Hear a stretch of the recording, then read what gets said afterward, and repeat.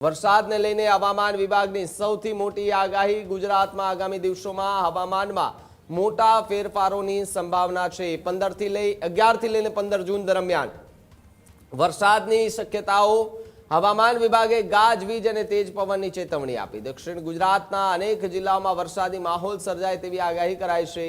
11 અને 12 જૂને નવસારી, તાપી, વલસાડ અને ડાંગમાં વરસાદની શક્યતાઓની વાત કરવામાં આવી રહી છે. તો બીજી તરફ દમણ અને દાદરા નગર હવેલીમાં પણ વરસાદની આગાહી છે. કેટલાક વિસ્તારોમાં પવનની ગતિ વધવાની સંભાવનાઓ વધતી જોવા મળી. કેટલાક વિસ્તારોની અંદર ઝાપટાઓ પડતા પણ જોવા મળ્યા. જ્યારે 13 જૂને સુરત, નર્મદા, છોટાઉદેપુરમાં વરસાદની આગાહી છે.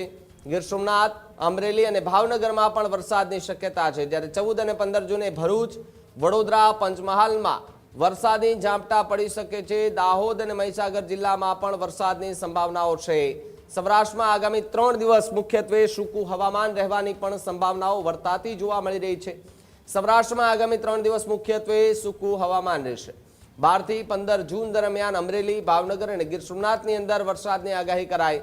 રાજ્યના અનેક વિસ્તારોમાં વાદળછાયું વાતાવરણ રહેવાની પૂરેપૂરી શક્યતાઓ હાલ તો વર્તાતી જોવા મળી રહી છે. ત્યારે વરસાદને લઈને ફરી એકવાર હવામાન વિભાગ જે છે તેમણે અવકાશ જાહેર કર્યું છે. હજુ સુધી તમે અમારી ચેનલને સબસ્ક્રાઇબ નથી કરી તો અત્યારે જ ન્યૂઝરૂમ ગુજરાતને સબસ્ક્રાઇબ કરો. ફેસબુક અને ઇન્સ્ટાગ્રામ પર ફોલો કરો.